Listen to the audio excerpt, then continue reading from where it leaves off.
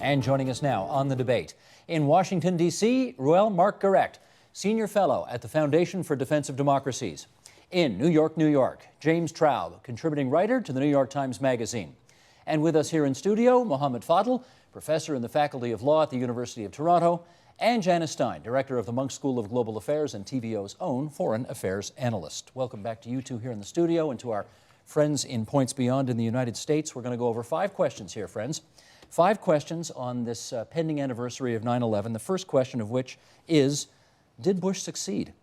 Mission accomplished. We remember the banner well, and here's what George Friedman wrote in Stratfor.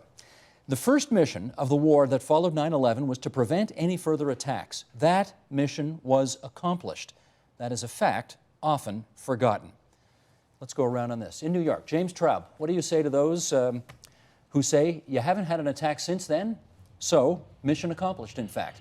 He's right. No, look, mission accomplished obviously is a phrase to be used against Bush, not for Bush. He used that in Iraq, obviously grotesquely, prematurely. If anything, I think what's probably happened is that things like Iraq, these, I think, just tragic failures, have obscured the basic fact that George Friedman wrote about, and he's absolutely right. You know, everybody was sure after 9/11 that there would be another attack. It was an absolute consensus. The fact that there has not been is remarkable. I don't think Bush gets the credit for himself, but it would be, I think, unjust and cherry to deny him credit. The credit goes to the intelligence services of this country, other countries as well, but also to President Bush. Okay, Ruel Marc-Garrecht in Washington, can we say that the war on terror was a success because there was not a second successful attack? Yeah, I mean, I think Bush can rightly claim credit for waging a successful campaign against al-Qaeda. And I would disagree with James. I think Iraq was pivotal to that success. I think Osama bin Laden set up Iraq as to be the mother of all battles. And I think the Americans broke the spiritual and moral back of al-Qaeda in Iraq. At least the Arab side of al-Qaeda. We'll have to see if time gives it new life in South Asia. But they lost the war in Iraq. Hold off on debating Iraq, because we'll get to that later in one of our other questions. Mohammed, how do you think that? Well, I think it's a very complicated answer. Going to James's point, yes, it's true there hasn't been another attack, but part of the question that we need to answer is, well, what was the real likelihood of another attack? I think one of the problems that's happened consistently since 9/11 was consistently overestimating the strength of al-Qaeda. So without really knowing what the base rate of the risk was prior to the policies that were implemented, it's very hard to speak of whether the success is attributable to policies that were specifically adopted or just the general, a weakness of al-Qaeda in the first place. It's not like no one didn't try. I mean, there were attempts. Absolutely, but the question really is to what extent, right, were the additional marginal I guess, security precautions that were in place necessary to catch those plots that were foiled. Janice? Well, of course, there have been successful plots elsewhere outside of the United States, in Europe, for example. I don't know whether it is George Bush's policies that have prevented there being successful attacks. I think that one of the unsung heroes of this is probably the American Muslim community. But the fact is there have been attacks elsewhere and not in the United States. I can't believe that's just a coincidence. No, I agree with James. We do actually have evidence of attacks that are aborted, and those we know about are not all of them, because the intelligence agencies have said that they have aborted attacks through good information, through infiltration, that they have not spoken about publicly. So I think I would break down a little differently. The success has come, as James said, in the intelligence community in the United States and elsewhere, all those who've helped the United States on this issue, and there's widespread support for that. So it's been on great intelligence and detection. It probably hasn't come from the more muscular side of George Bush's policies. So this is really great intelligence work and the successes that we've had in deploying all the instruments in the justice system as well. Let's go to question 2 here, where I suspect we're going to have more contrast in opinion, and that is, did bin Laden succeed? And to answer that question, I want to start by reading something John Gray wrote in the New Statesman. It starts this way. The West's response has been much as al-Qaeda strategists intended. a succession of costly, unwinnable conflicts that have eroded the West's freedom and diminished its security while exacerbating the serious but not unmanageable threat posed by al-Qaeda itself. Okay, by getting the West involved in expensive and unpopular wars, can 9/11, Mohammed, be considered at least a partial victory for Osama bin Laden? I mean, it's a strange question because I don't think anything that Osama bin Laden set out to do could be called successful in any sort of meaningful sense. But if you're just looking at it from a perspective of game theory and strategic accomplishment of one's strategic goals, I think that he could say that he did achieve a lot of what he wanted to do. The response of the United States in the wake of 9/11, I think, was completely exaggerated to the actual threat. And it's caused a lot more relative harm to the U.S. position in the world than it has to al-Qaeda. Maybe the narrow organization of al-Qaeda itself has been destroyed in Afghanistan, but its ideas has spread throughout the Muslim world. Just last month, we had a suicide attack in Nigeria, right? So now what the result of the war on terror has been this diffusion of the tactics and the risks of al-Qaeda throughout the world. And I think that's the most immediate success of al-Qaeda, if you want to call it that. Ruel Marc-Garect in Washington, what do you say on that, whether or not bin Laden can claim some success in this as well? No, I think it was a pretty abject failure. I mean, bin Laden attacked the United States because the United States was the far enemy, and by attacking the far enemy, you would weaken the near enemy, and that was the dictatorships in the region, the kings in the region, then bin Laden thought were American puppets. And that proved a failure. It simply did not happen. And again, bin Laden himself set up the battle in Iraq to be the mother of all battles, and al-Qaeda lost that battle. And I think the damage that was done by having Iraqi Sunnis who had once welcomed al-Qaeda into its bosom to wage a guerre outrance against the Americans and the Iraqi Shia community, to have the Sunni community to embrace the United States by the end of the war was really quite something. So I think bin Laden, he may not score a 0, but he did very, very poorly. In the end, of course, he paid with his life. James, an abject failure, as Ruel Marc-Garect suggests? Look, I think both parties suffered. I mean, al-Qaeda failed. Al-Qaeda failed. Al-Qaeda believed that it had the capacity to rouse the world, the Ummah, the world's Muslims, and recreate the caliphate. It believed it had the ability to take over certain Islamic states. In that regard, it has failed. So yes, it's proved to be an effective killing machine in many ways, but it certainly failed of its own goals. Having said that, it caused the United States to damage itself. I don't think that that was Osama bin Laden's brilliant plan. I just think that was the particular conjunction of this attack and the Bush administration. I don't agree that Iraq was the great staging ground for al-Qaeda. I think it became the great staging ground for al-Qaeda after the United States created a casus belli in Iraq. The evidence for al-Qaeda's presence in Iraq before then, perhaps Mr. Garect disagrees with me, is not very strong. And I think even leaving that aside, the enormous damage the United States did to its own reputation in Iraq, not to mention the 100,000 odd civilian deaths that have come out of that war, indicate a terrible kind of harm not only to ourselves but to the Iraqis. Janice. You know, I actually don't think that Osama bin Laden prevailed in any meaningful sense. Sure, if we look at the direct costs imposed on the United States, and not only on the United States, but all around the world, on every air traveler, on every airline, for this last decade there have been costs. But if you look at those costs, we'll probably come to this later on in the discussion, those costs have not been determining of anybody's economic future in this last decade. That, I think, is just a wrong-headed argument. People argue the United States bankrupted itself as a result of its response. That's just not correct. Not bankrupted, but no, look at the money that was spent in Iraq and Afghanistan. You take the highest estimates here, which is $1 trillion. It's not chump change, Janice. It's not chump change, but it is chump change when you actually look at the costs that subprime mortgages imposed on the United States. Well, that's a really important point. Okay, James. Well, I think it's too low a number. If you actually perform the following exercise, which I agree is hypothetical, and it wasn't done by me, it was done by a couple of folks in Washington. Yeah.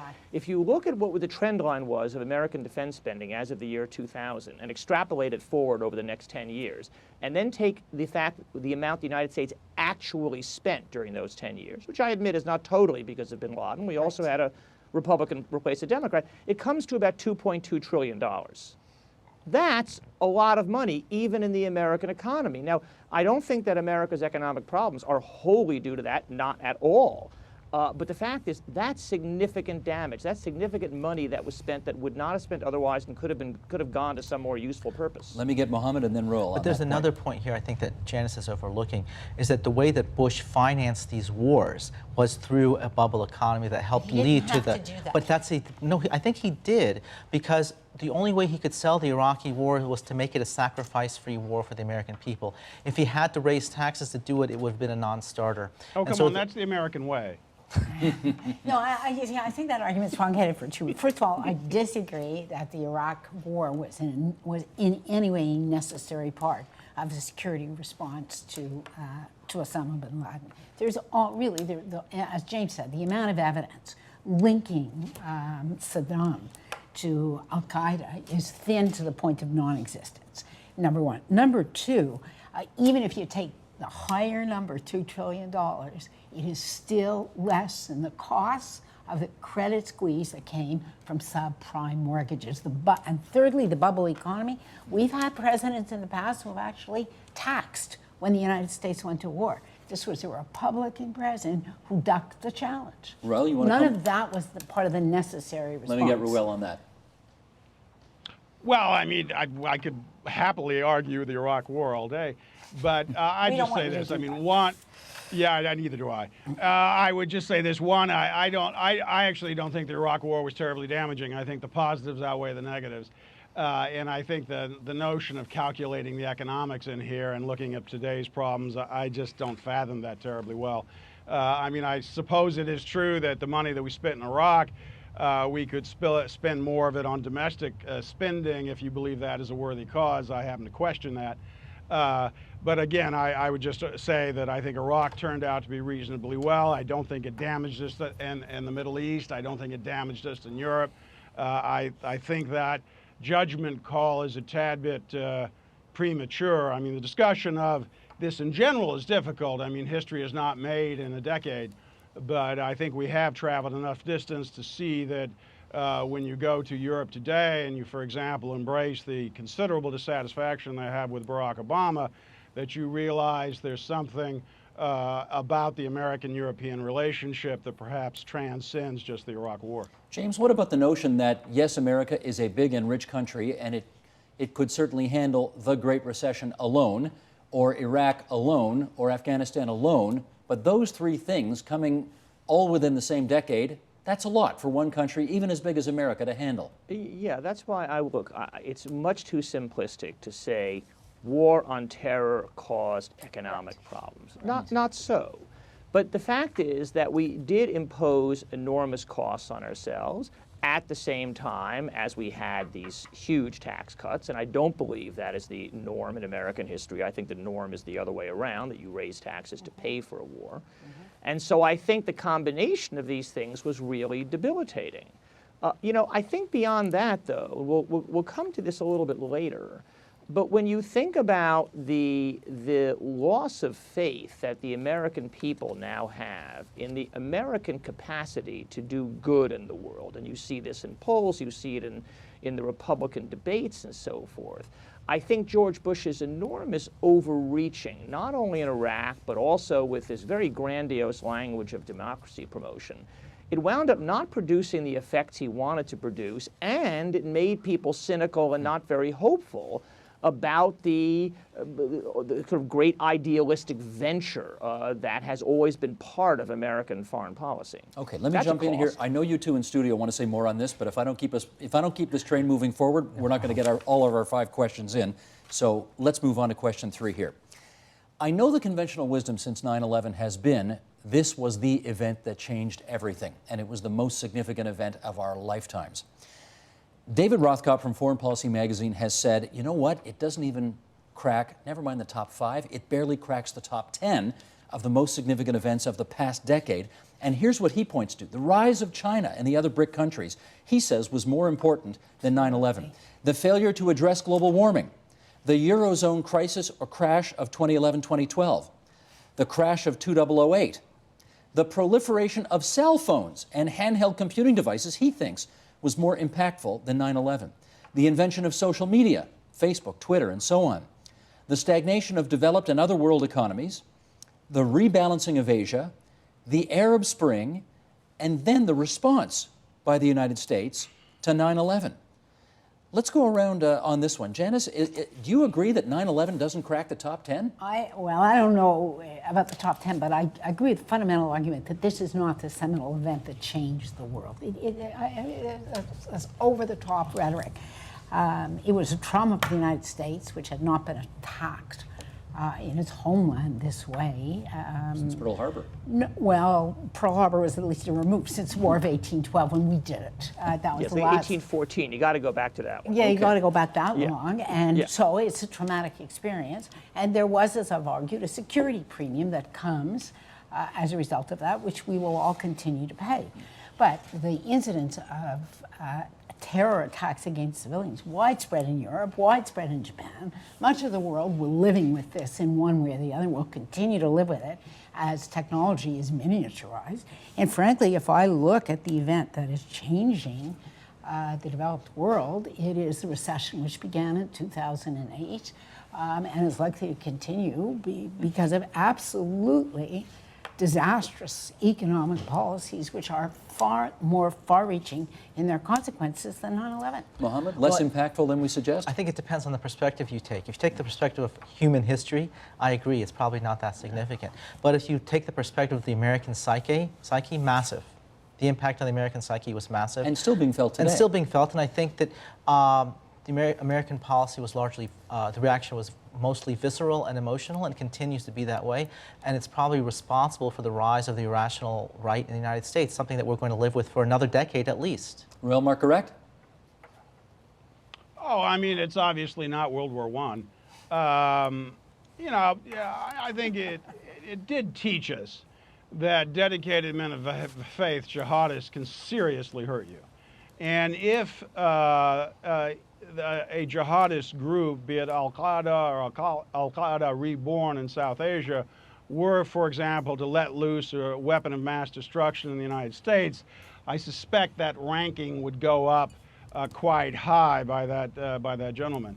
You know, you know, these types of confrontations, this type of war, one can easily downplay it, forget it. I mean, democratic peoples in general have short memory spans. Knowledge may not really be cumulative.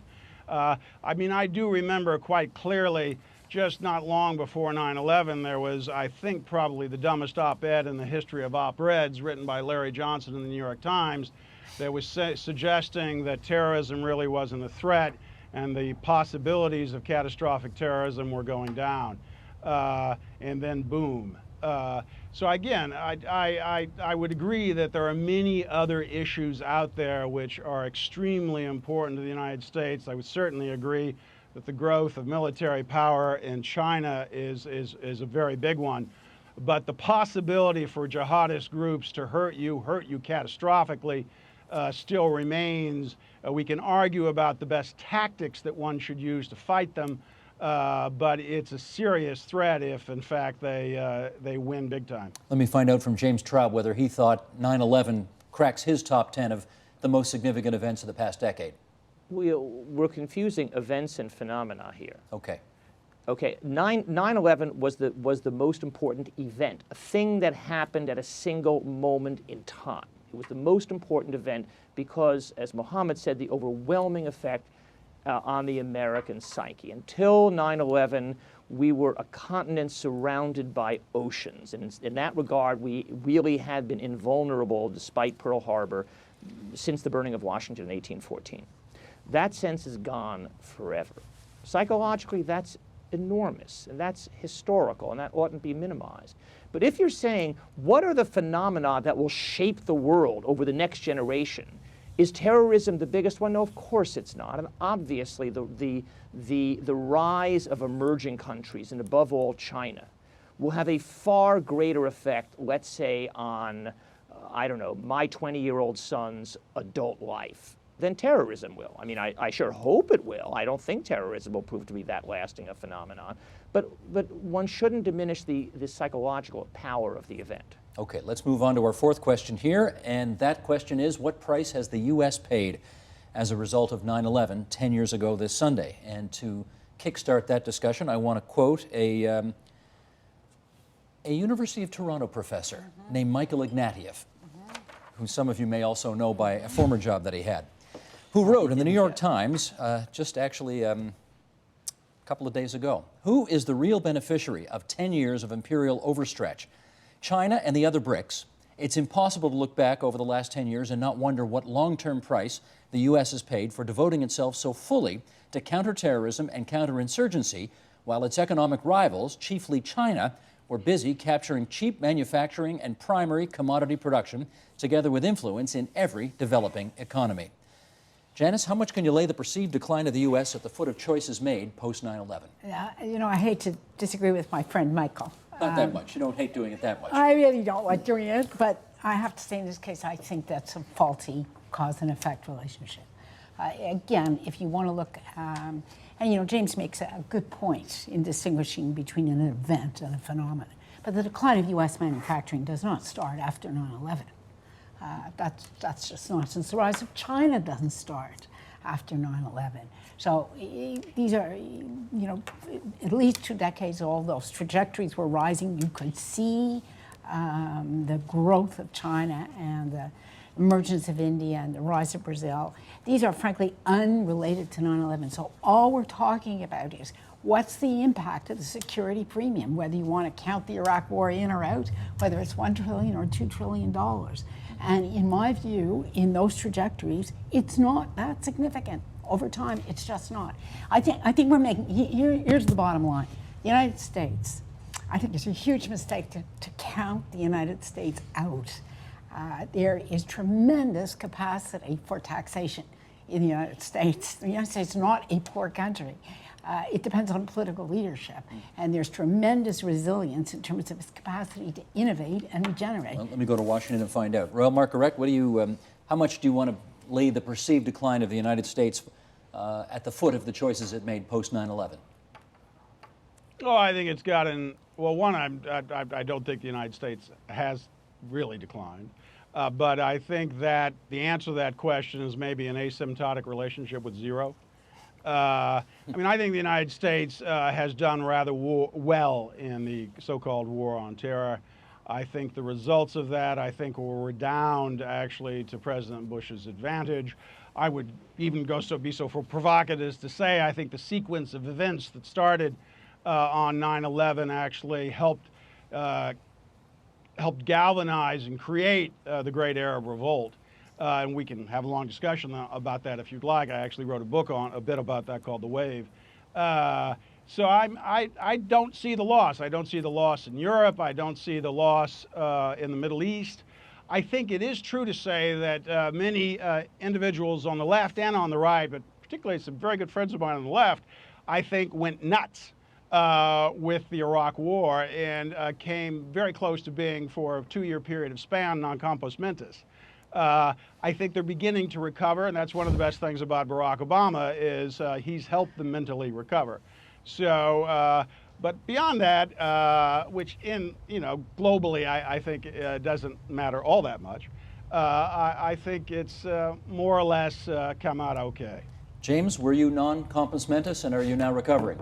No, listen, if anything, I just wrote a piece that was posted today in my column in foreignpolicy.com, in which I said I called myself a 55-45er on Iraq. I was in favor of the war, though I then came to conclude that I was wrong and that the war was a terrible mistake, and I think that to this day. I think that Iraq did real reputational damage to the United States.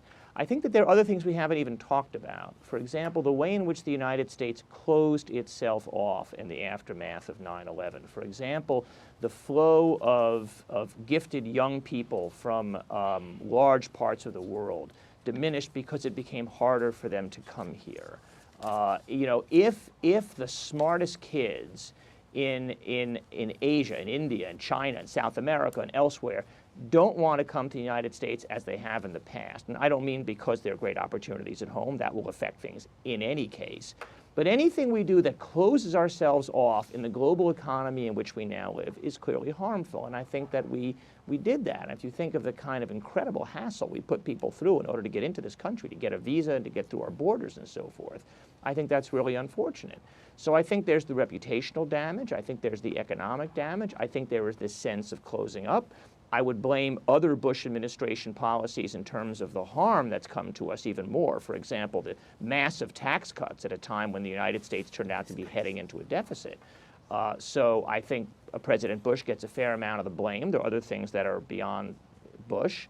But yeah, I mean, I think of this last decade as a time when large parts of the world, and especially Asia, were really moving forward, and the United States wasn't, and it wasn't in part because it was so profoundly preoccupied with what I think was a very important threat, but one that was not as important as it was made out to be, which is to say the threat of terrorism. Mohammed, last brief word on question 4. I don't know if brief, but if I could just say a couple of things very quickly. A couple of economists recently published a study and said that you could only justify the increased security spending post 9/11 on a cost-benefit basis if you believed that an event like 9/11 would happen at least once a year. Clearly, that hasn't occurred. Now, my disagreement with Janice rests on the following assumption. I don't think United States policy is going to change today and go back to pre-9/11. So yes, maybe it's true that an additional $2.5, $3, or $4 trillion, estimates vary, isn't enough to substantially hinder the development of the U.S. economy. But my perception is that this security premium, as Janice calls it, or the increased irrational spending on security, is going to continue for a very long time because there's a self-replicating bureaucracy in place now. There are too many private interests that have their thumbs in the pie. Politics in the United States has irreversibly changed for my generation. I don't think it will get better in my generation. Magical thinking has taken over the Republican Party. And so I foresee a generation of catastrophic policymaking in the United States. I don't see it getting better. Janice, I know you want to come back on that. Really, 20 seconds, and then we got to go to question 5. No matter how high you want to put this $2 trillion number on the security premium, a chunk of that was Iraq and Afghanistan, right? It's not the ongoing security measures. That's over. So projecting forward, it's very difficult to argue that that's an ongoing liability. The real issue is taxation, and that predates 9/11 in the American political context. Let us, for our fifth and final question here, talk about America and the world. And to do that, we're going to quote Brother Traub in New York City, who wrote in the New York Times a couple of days ago, "Can the U.S. shape better outcomes in the world? I do think this is the great question going forward, and I do think we're all very much chastened, and I do think the American public is sick to death of the whole enterprise. But surely, this is not a question with a yes or no answer. The real question is, where and how can we matter?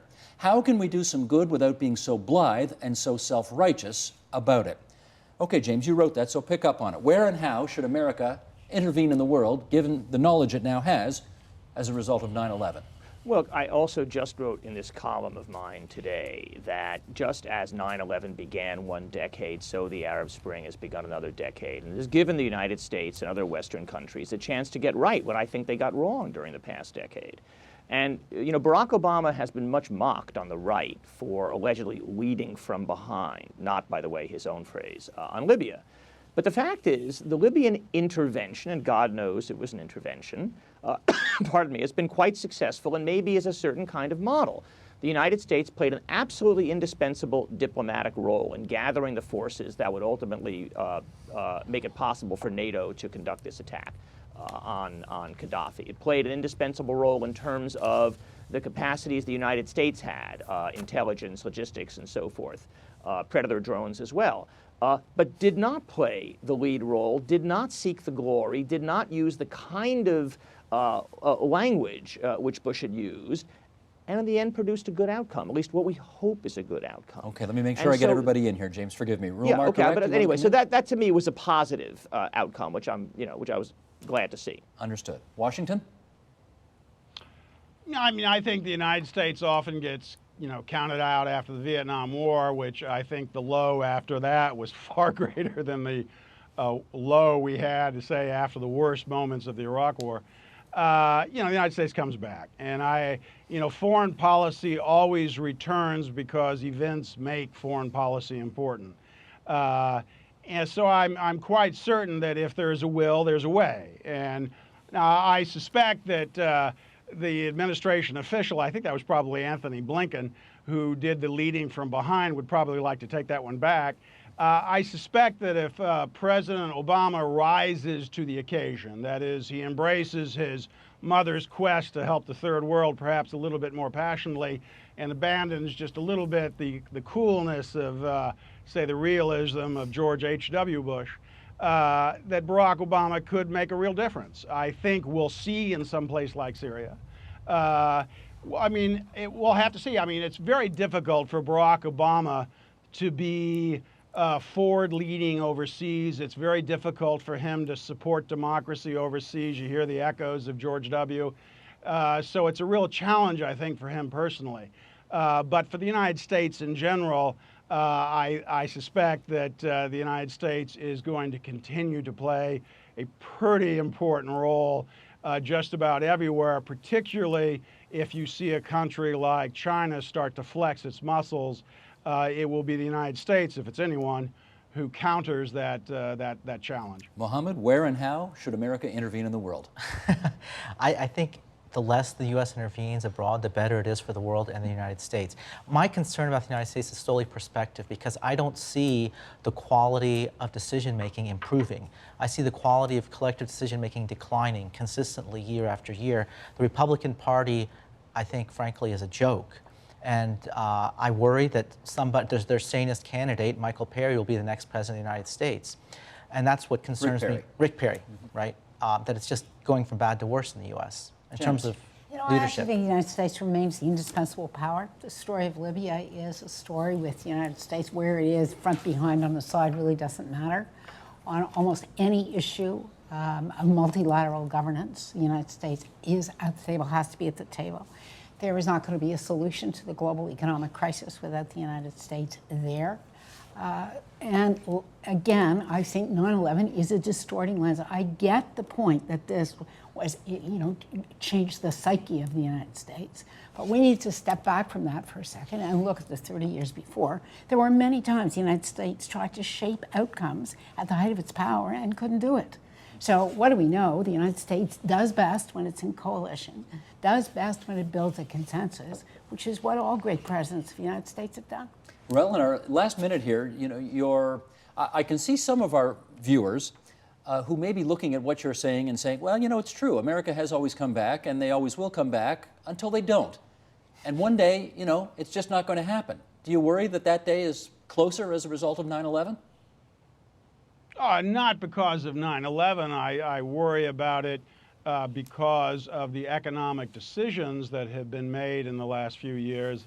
I think anything that curtails the rugged individual dynamism of the American economy, the capacity to win and the capacity to lose, can hurt the United States and can weaken it seriously. But barring an economic catastrophe, I don't really see the United States' role in the world changing. I think it's built into our DNA.